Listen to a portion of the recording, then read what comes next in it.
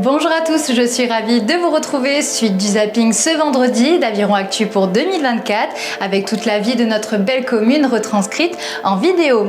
Dans cette troisième partie, tradition, histoire et entraide sociale ont notamment engrainé la vie avironnaise au quotidien. Focus sur ceux et celles qui font vivre notre cité. Ce spectacle émoticœur donc présenté par les élèves de l'école Thérésien Cadet de la Ravine Sèche donc effectivement met en scène les émotions. Cette semaine, il y a eu donc les arts dans les arbres sur Saint-Giléo où un certain nombre d'élèves de chez nous sont allés donc en spectacle, un spectacle magnifique donc au théâtre plein air. Et donc ce soir, c'est ici que tous ces enfants se retrouvent avec leurs enseignants pour nous faire vivre et faire vibrer avec les émotions. Alors, évidemment, c'est intéressant parce que serait le monde sans émotion? Alors, les enseignants donc reconnaissent le travail sur la culture que mène la municipalité. Donc, ils sont eux-mêmes porteurs de projets.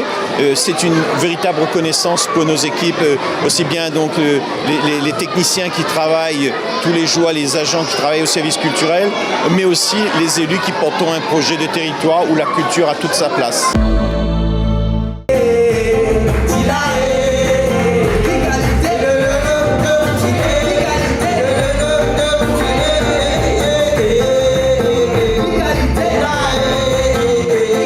Bonsoir, un concert comme ça, en hommage à ton frère, il y a plein d'émotions, non? Oui, bien émotion, parce qu'en même temps c'est acoustique, moi mes femmes iraniennes c'est hommage en acoustique. Et après les sons ont bien passé, le public a bien répondu dans la salle et je suis trop content. Et la médiathèque Jean-Bernard des Avirons qui rend hommage à ton frère au travers d'une belle exposition. Je dis pas que la boucle est bouclée, mais c'est le début peut-être pour que les gens comprennent que ton petit frère il passait des messages universels. Oui, mais quoi, pour le moment maintenant, je crois la Réunion est déjà compris, que son bas de message était immortel, moi j'ai besoin de ça. Et en même temps, moi ici, je fais même la musique, moi encore là pour raconter l'histoire, mais ça peut tenir vivant avec Banzen qui peut venir derrière, moi pensais.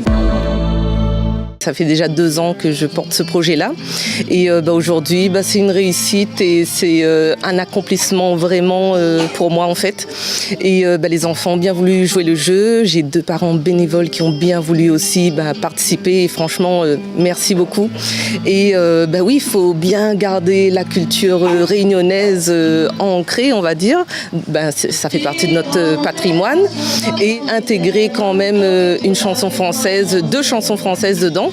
Donc voilà, c'est l'accomplissement et c'est un projet avec les enfants en même temps.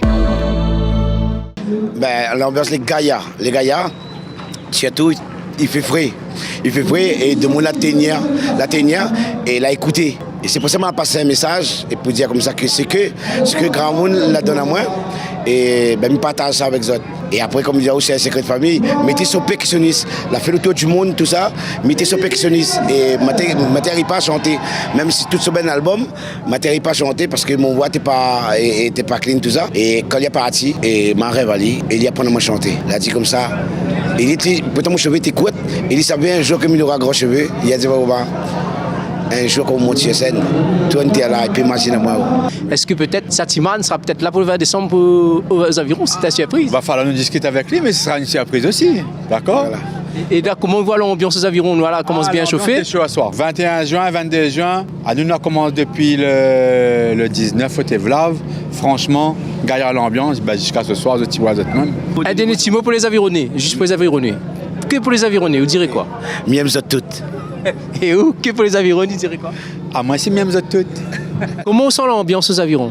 M'y arrive, m'y entend Fabrice Legros sur podium, Domoni répond, Domoni applaudit. Donc je pense que l'ambiance est déjà bien annoncée, il sera un gaillard soirée. Normalement c'était 40 ans de scène avec tes musiciens, mais qui ça attend à nous? C'est les 40 ans que nous faisons depuis l'année dernière. En général les 40 ans, la symbolique c'est de jouer dans les quartiers. Mais là comme on a plein de groupes, nous va dire que nous sommes toujours dans nous sommes la 41e année, mais nous sommes dans le voyage musical depuis 83 à 2023. 2024 cette année, le phénomène de monde a réapprécié le basse-théâtre des années 80, 90, 2000, mais c'est tout de dire que c'est grâce à eux si encore aujourd'hui on est là. Je pense qu'au-delà du jeu et du sport, Le football, on sait que c'est le sport le plus populaire, d'accord. Je sais qu'il y a un engouement particulier chez tous les enfants de l'école. Et cette année, on a, pour la première fois, donc pour notre première édition, on a une équipe féminine qui est d'ailleurs en train de jouer là. Et on est tous très très fiers. Après, oui, je suis passionné, je pense que même dans le cadre d'un tournoi de football, les enfants ne se connaissaient pas forcément au niveau des équipes. Donc ça a créé du lien forcément. On a fait des séances d'entraînement, ils se sont découverts, ils ont commencé à mettre des petites choses en place. Donc c'est super. En tout cas, ils sont tous contents d'être là et je pense que rien que pour ça, c'est une réussite.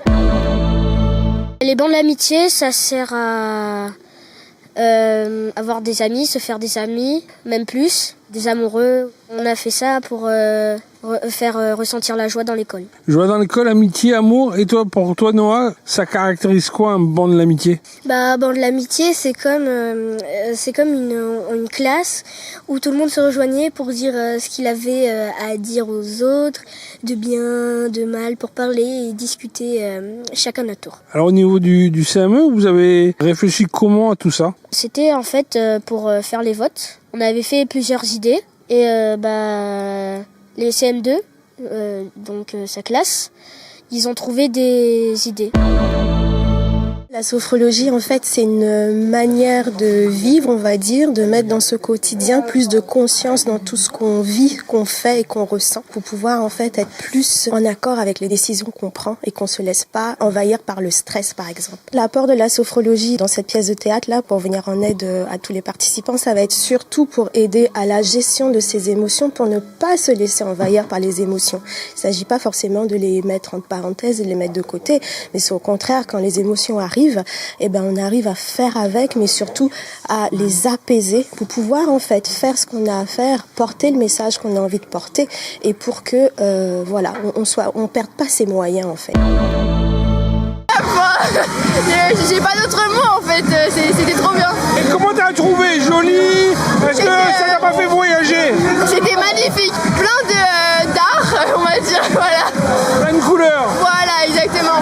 Avec ce feu d'artifice, t'as pas voyagé? Avec la musique et tout ça? Oui. J'ai chanté pendant tout le long. Ça m'a transporté dans un autre univers. Docteur Daniel Perriot, les émotions, c'est quoi là? Je peux pas dire. Indescriptible. Ça représente pour vous quoi un 14 juillet réussi? Un 14 juillet réussi, c'est la fête, c'est de se retrouver entre personnes, c'est de se retrouver un peu plus insouciant par rapport aux derniers événements. Donc c'est ça, un 14 juillet. C'est cool, ça va. Comment s'est passée l'année? Beaucoup de pression, beaucoup de travail? Un peu, mais c'était faisable. Tu as eu une mention en quelle matière? Mention bien avec HLP et LSE. Et Joachim, donc tu as eu ton bac avec mention assez bien. Comment s'est déroulée cette année scolaire? J'ai passé une très belle année scolaire durant ma terminale. J'ai pu participer dans mon lycée avec beaucoup de projets. Tu t'es destiné à quoi là pour les années futures? Pour l'instant, j'attends toujours ma réponse d'école. Donc, grandes écoles alors? Oui, je resterai toujours sur mes études pour l'école d'aide-soignant. De 7h30 à 9h, on accueille les enfants. Ils auront un petit déjeuner offert par la mairie. Après, de 9h jusqu'à 11h30, on a des activités. Après, ça dépend des animateurs. Parfois, on peut faire des activités sportives ou des activités manuelles. On est sur activités manuelles, sportives. On va danser de la Zumba. On va aller sur le plateau sportif du Tevla. On va faire du sport. Depuis lundi, les enfants, ils sont réceptifs? Oui, quand même. Les enfants sont beaucoup réceptifs aux activités. Et puis, c'est leurs vacances. On peut leur laisser le choix s'ils veulent s'amuser ou pas. On essaye de faire un maximum pour qu'ils soient heureux pendant leurs vacances. La journée olympique déjà, elle s'est préparée avec l'équipe pédagogique, bien sûr, étant donné, et selon la fonction de leur âge. Donc, on va dire que les ateliers sont adaptés à leur niveau et on peut même les remodeler pour pouvoir tenir 10 minutes. C'est 10 minutes par activité. 10 minutes par activité, quel genre d'atelier? On a le lancer de balle, on a le lancer de poids, on a aussi le pétanque revisité, on a la course gonie, on a le relais cerceau. On a le chamboule-tout au fond et un mini-jeu de lancer de balle. Diverses activités, mais est-ce qu'on apprend Marmaille à comprendre que le plus important, comme disait Pierre de Coubertin, c'est de participer? Mais bien sûr, tout est une question de collaboration et surtout ils sont en âge de découverte, donc de comprendre le système, de suivre les règles de jeu et aussi de s'adapter avec les copains, d'avoir cet esprit de tranquillité, de se dire qu'on se soutient et qu'on avance ensemble. c'est très important. Déjà, on avait le projet de jardinage sur le site de l'association. On a déjà planté là-haut 2 plantes endémiques. Et là, aujourd'hui, on nous a proposé de venir sur ce site de Bois Blanc. Moi, je trouve que pour eux, c'est bien. Déjà, on profite de la nature. Et pour la biodiversité, c'est très important. Aujourd'hui, nous avons des parents qui sont venus avec nous, participer avec leurs enfants pour aussi mettre la main à la pâte. Et puis, faut prendre conscience, la nature, elle est importante pour nous, pour notre vie, pour notre futur, pour nos enfants et les futurs enfants à venir aussi. La plus belle des récompenses, c'est de voir le sourire des habitants d'ici, qui témoignent d'abord par leur présence, mais aussi par leur satisfaction de ce que nous pouvons faire pour rendre service à la population. Le département aménage aussi le territoire. Nous portons l'action sociale, mais nous avons aussi cette obligation d'aménager le territoire. Il y a près de 750 km de routes départementales sur l'ensemble de la Réunion.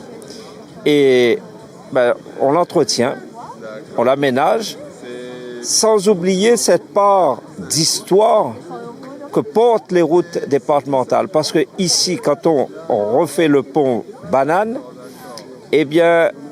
on travaille sur un ouvrage qui a été construit en 1913, donc il y a 101 ans.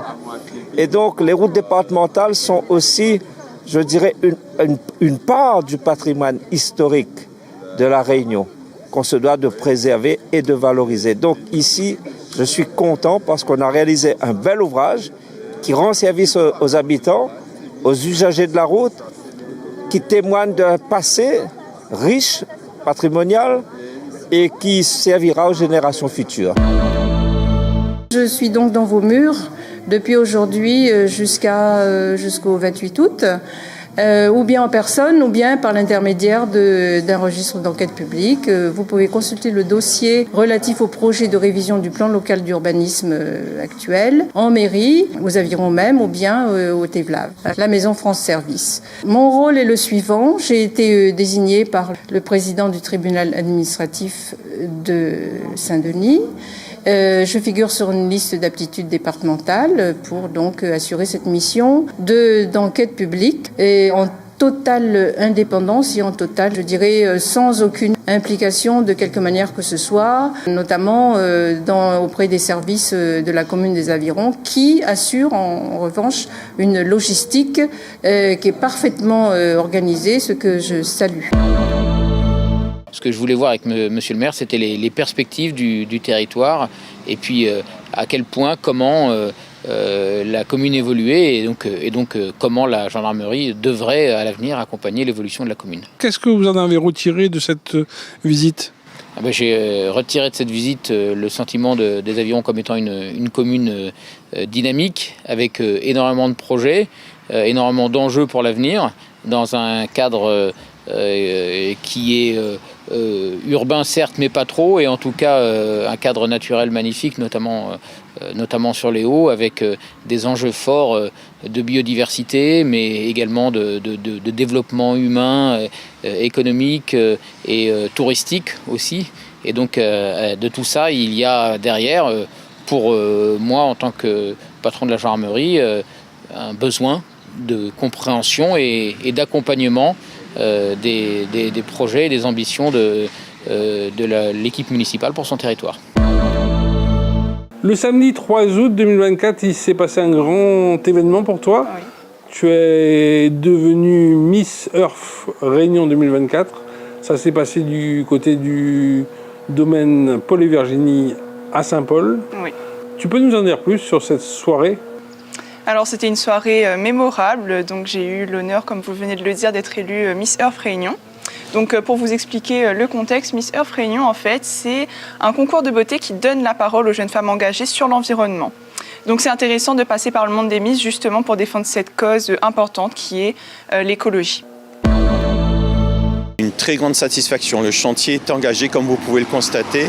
Et effectivement, avec ma binôme Louise Saint-Bail, pendant la campagne des cantonales sur ce canton numéro 1 où on est élu, on s'était engagé à défendre ce projet au niveau du conseil départemental. Donc c'est ce qu'on a fait. Ça a pris un certain nombre de temps pour y arriver parce que les études, ça ne se fait pas comme ça. Et puis il fallait trouver les financements. Et donc ces choses faites aujourd'hui, les travaux sont enclenchés pour une durée de 19 mois. Comme vous pouvez le constater, cette circulation se fait sur un axe routier assez réduit, c'est-à-dire qu'il n'y a même pas de bande médiane pour séparer les deux chaussées, puisque si on ne sépare, elles ne sont plus aux normes. Et donc, il ne se passait pas une semaine sans qu'on voit une voiture dans le caniveau. Donc c'était vraiment nécessaire parce que c'était pour nous une route, ce qu'on appelle une route accidentogène. J'ai besoin de comprendre la Réunion, les Réunionnais, les abonnés, les élus, comment cela fonctionne pour pouvoir accompagner tout le monde et partager le bien commun qui est l'eau. Vous avez pu voir les avirons, ça va du battant des Lames de Bois-Blanc au sommet des montagnes du Tevlave. On est vraiment peut-être représentatif de toute la Réunion, non ? Je pense que oui, avec la biodiversité que vous avez, que vous mettez en avant, là, je pense que c'est extrêmement intéressant. On sent le bien-être en montant aux avirons. On voit qu'elle est dynamique. Bien évidemment, il y a des travaux qui sont en cours. Et moi, ce qui me marque le plus, là, ce que je viens de vous dire, c'est le bien-être des habitants quand on est ici. Je pense qu'il fait extrêmement bon vivre aux avirons. Merci à tous, c'était notre 3e volet du zapping. Rendez-vous la semaine prochaine pour la 4e partie. Ville les Avirons, vers un territoire durable.